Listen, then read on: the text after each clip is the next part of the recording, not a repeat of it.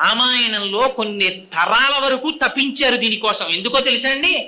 కొడుకై పుట్టినటువంటి వాడి లక్షణము తండ్రి గారి దగ్గర డబ్బట్టుకుపోవడం, తండ్రి గారి ఆస్తి పంచుకోవడం కాదు. మరి ఏమిటి కొడుకు యొక్క లక్షణము? తండ్రికి ఉత్తమ గతులు కల్పించుట, తన కొడుకై పుట్టినందుకు.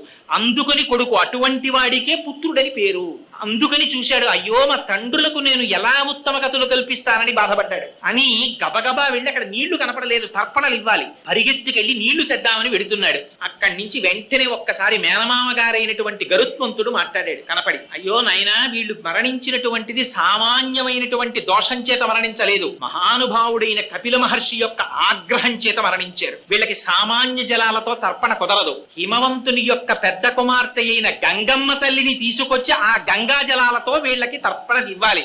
ఆ గంగ వీళ్ళ భస్మరాశుల మించి ప్రవహించాలి. అప్పుడు వీళ్ళకి ఉత్తమ గతులు వస్తాయి. అప్పటి వరకు